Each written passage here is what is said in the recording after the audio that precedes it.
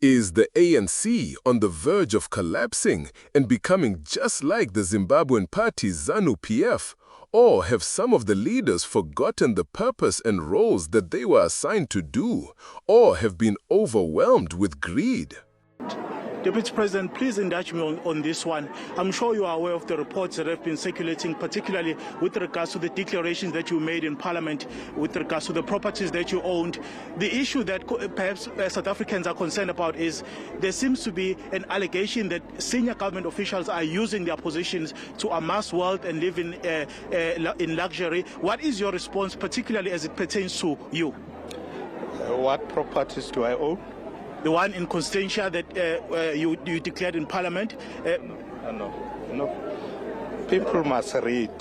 That's just first thing you must learn in life. There's nothing in Parliament that I said I own a house. I said I live there. That house is owned by my son-in-law.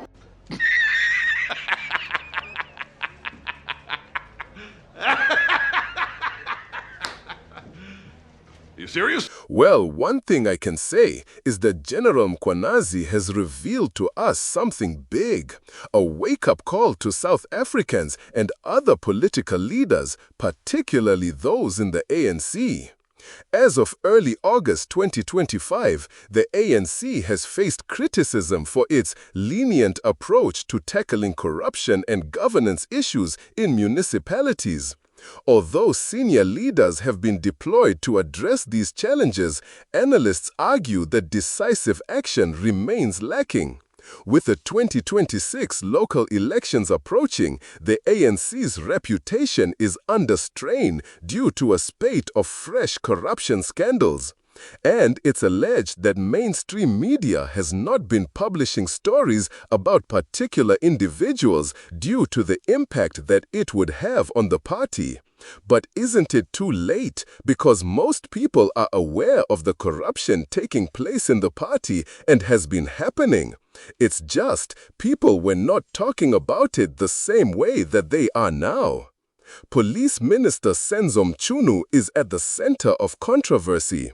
Allegations by KZN Police Commissioner Nhlanhla Mkhwanazi suggest MCHUNU disbanded an anti-political killings task force to shield criminal elements linked to tender corruption, damaging the ANC's image considerably. With this being said, more people are coming out. For example, Malusi Gigaba had this to say. Fortunately, we've moved to the stage where I think after the events of 2017, where there was this wholesale buying of votes in the ANC, when this culture just became endemic, and now it affects all structures of the movement, it's something that the leadership of the ANC Youth League has got to intervene to stop, because it affects not just the current political environment, it affects the very fate of the National Democratic Revolution. It will certainly be aborted if we do not put an end to this malice. A judicial commission of inquiry has been initiated to investigate alleged sabotage of law enforcement investigations into politically motivated killings, a direct response to growing public pressure.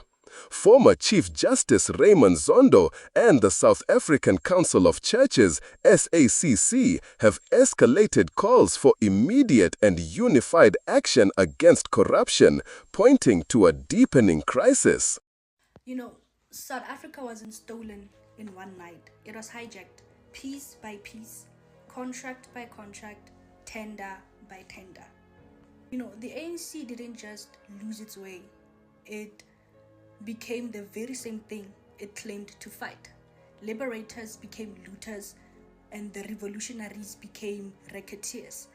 This isn't governance, it's a cartel with a constitution. They don't run a country, they run a syndicate. And Batupili, it became blatant theft. Mandela's dream, held hostage by suits, bodyguards, and Swiss bank accounts. This is not just state capture, it's state control. Justice delayed, whistleblowers are buried, and the people, we are still waiting. So this is not a democracy, it's a mafia state. And if you are not angry, then you're not paying attention.